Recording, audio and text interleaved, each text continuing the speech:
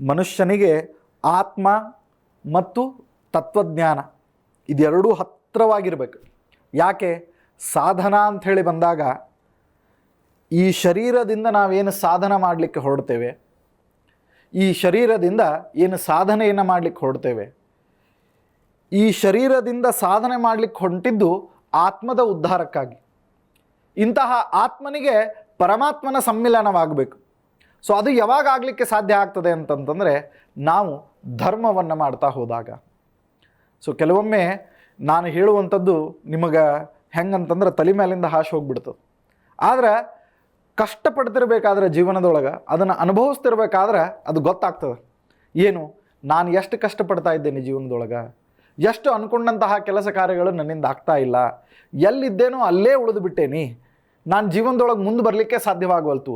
So ಹಂಗಿತ್ತಂತಂದರೆ ಇದು ಸರಿಯಾದಂತಹ ಮಾಧ್ಯಮ ನಿಮಗೆ ಉತ್ತರವನ್ನು ಪಡೀಲಿಕ್ಕೆ.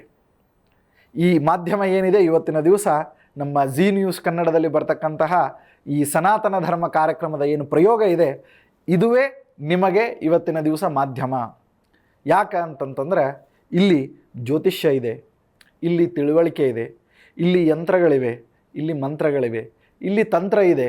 ಎಲ್ಲಕ್ಕಿಂತ ಮುಖ್ಯವಾಗಿ ಕಾಯ ವಾಚ ಮನಸ ವಿಶೇಷವಾದಂತಹ ಸನಾತನ ಧರ್ಮದ ಒಂದು ಪರಿಕಲ್ಪನೆಯ ಹೊಂದಿದಂತಹ ಒಂದು ವಿಶ್ವಾಸದ ತಳಹದಿ ಇದೆ.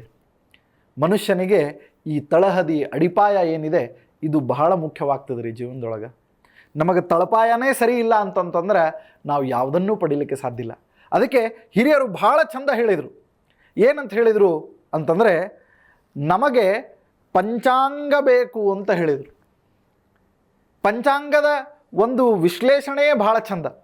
ಆ ಪಂಚಾಂಗವನ್ನು ಯಾಕೆ ನಾವು ಶ್ರವಣ ಮಾಡಬೇಕು, ಪಂಚಾಂಗ ನಮಗೆ ಯಾಕೆ ಗೊತ್ತಿರಬೇಕು ಅಂತ ಅದಕ್ಕೆ ಬಹಳ ಸುಂದರವಾಗಿ ಹೇಳ್ತಾರೆ. ಏನು?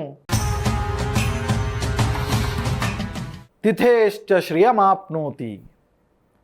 ಇವತ್ತಿನ ದಿವಸ ಯಾವ ತಿಥಿ ಇದೆ ಅಂತ ತಿಳಿದುಕೊಂಡ್ವಿ ಅಂತಂತಂದರೆ ಶ್ರಿಯಮಾಪ್ನೋತಿ, ಸಂಪತ್ತು ಬರ್ತದೆ.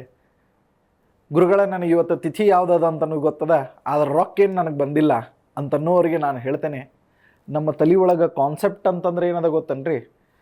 ಕೈ ಒಳಗೆ ಹಾಳಿ ನೋಟ್ ಎಣಿಸಿದ್ರೆ ಅದು ರೊಕ್ಕ, ಫೋನ್ಪೇದಾಗ ಚೆಕ್ ಮಾಡಿದಾಗ ಬ್ಯಾಲೆನ್ಸ್ ಇದ್ರೆ ರೊಕ್ಕ.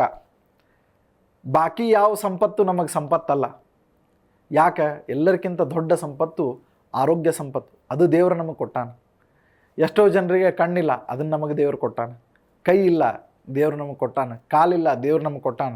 ಇವತ್ತಿನ ದಿವಸ ಎಷ್ಟೋ ಜನರ ಮನೆಯೊಳಗೆ ಟಿ ವಿ ಇಲ್ಲ, ಕನೆಕ್ಷನ್ ಇಲ್ಲ, ಜಿ ನ್ಯೂಸ್ ಕನ್ನಡ ಬರೋಂಗಿಲ್ಲ. ಆದರೆ ನಿಮ್ಮ ಮನೆಯೊಳಗೆ ಇದೆಲ್ಲನೂ ಬರಲಿಕ್ಕತ್ತದ ಅಂತಂದರೆ ಇದು ಭಗವಂತ ನೀಡಿದಂತಹ ಸಂಪತ್ತು. ಈ ಕಾರ್ಯಕ್ರಮವನ್ನು ನೀವು ಶ್ರವಣ ಮಾಡ್ತಾ ಇದ್ದೀರಿ, ಕೇಳ್ತಾ ಇದ್ದೀರಿ, ನೋಡ್ತಾ ಇದ್ದೀರಿ ಅಂತಂತಂದರೆ ಇದು ಭಗವದ್ ಅನುಗ್ರಹ. ಸೊ ಇಂತಹ ಭಗವದ್ ಅನುಗ್ರಹದೊಳಗೆ ನಾನು ಇದ್ದೇನೆ ಅಂತನ್ಲಿಕ್ಕೆ ಸಾಕ್ಷಿ ಏನು ಅಂತಂದರೆ ಉಳಿದೆಲ್ಲ ಸಂಪತ್ತುಗಳು. ಸೊ ಅದಕ್ಕೆ ಸಂಪತ್ತನ್ನು ಕೌಂಟ್ ಮಾಡುವಂಥದ್ದನ್ನು ನಾವು ಕಲಿಬೇಕು. ಸೊ ಅಂತಹ ಕೌಂಟ್ ಮಾಡೋದನ್ನು ನಾನು ಹೇಳಿಕೊಡುವಂಥದ್ದೇ ತಿಥೇಶ್ಚ ಶ್ರಿಯಮಾಪ್ನೋತಿ. ಸೊ ಕೇವಲ ರೊಕ್ಕದ ಸಂಪದ ಅಷ್ಟೇ ಅಲ್ಲ, ಕಿಂತು ಎಲ್ಲ ರೀತಿಯಾದಂತಹ ಅರ್ಥ ಸಂಪತ್ತು ನಿಮಗೆ ಬರ್ತದೆ ಅಂತನ್ನೋದನ್ನು ಇಲ್ಲಿ ತಿಳಿಸ್ಕೊಡ್ತಾರೆ. ವಾರಾತ್ ಆಯುಷ್ಯವರ್ಧನಂ. ಸೊ ಇಲ್ಲಿ ಚಿಂತನೆ ಇದೆ, ಒಂದು ಬಹಳ ದೊಡ್ಡ ಚಿಂತನೆ ಇದೆ. ಇದನ್ನು ಮಿಸ್ ಮಾಡ್ಕೋಬೇಡ್ರಿ ದಯವಿಟ್ಟು. ಇವತ್ತು ಯಾವ ವಾರ? ಸೋಮವಾರ. ಹಿಂಗಂದು ಬಿಟ್ರೆ ಅಲ್ಲ. ಇವತ್ತು ಸೋಮವಾರ ಅಂತಂದಾಗ ಆ ಶಿವನನ್ನ ಸ್ಮರಣೆಯಿಂದ ಸಹಿತವಾದಂತಹ ವಾರ ಅಂತನ್ನೋದನ್ನು ಇಟ್ಕೊಳ್ಬೇಕು. ಯಾಕೆ? ಕ್ಷಣ ಕ್ಷಣದೊಳಗೂ ಕಣ ಕಣದೊಳಗೂ ಭಗವಂತನ ಸ್ಮರಣೆಯನ್ನು ಮಾಡಬೇಕು ಅಂತ ಹೇಳ್ತಾರೆ. ಆ ಉಪಕಾರ ಬುದ್ಧಿ ನಮ್ಮಲ್ಲಿ ಅದೇನು?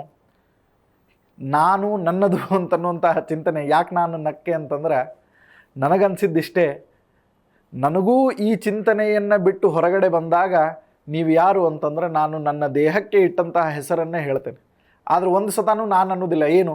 ಇದು ಭಗವಂತ ಕೊಟ್ಟಿದ್ದು, ಭಗವಂತ ನೀಡಿದಂತಹ ದೇಹ ಅಂತ ನಾನು ಒಂದು ಸತಾನು ಹೇಳಲಿಕ್ಕೆ ಹೋಗೋದಿಲ್ಲ.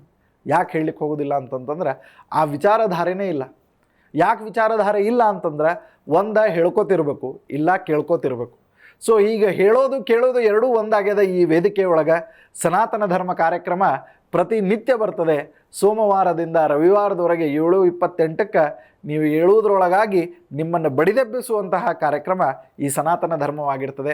ಆದ್ದರಿಂದ ಅವಶ್ಯವಾಗಿ ನಾವು ಮಾಡಬೇಕಾದದ್ದು ಅದಕ್ಕೆ ವಾರಾದ್ ಆಯುಷ್ಯವರ್ಧನಂ.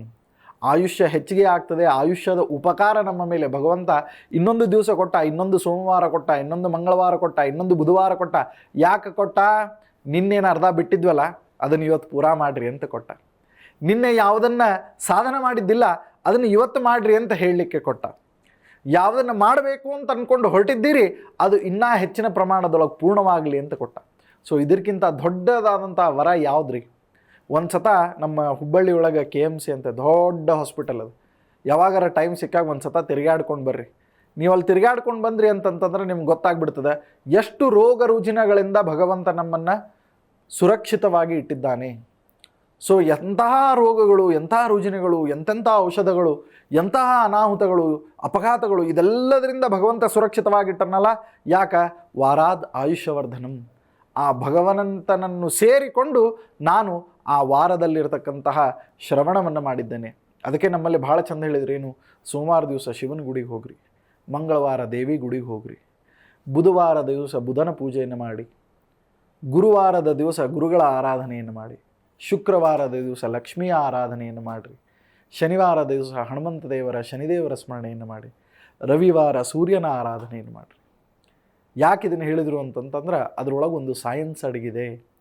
ಬೆಳಗ್ಗೆದ್ದು ನಾವು ಹಾಕುವಂತಹ ಹೆಜ್ಜೆ, ದೇವರಿಗೆ ಹಾಕುವಂತಹ ಪ್ರದಕ್ಷಿಣೆ ರೂಪದೊಳಗೆ ನಮ್ಮ ದೇಹಕ್ಕೆ ಆರೋಗ್ಯವನ್ನು ತಂದು ಕೊಡ್ತದೆ.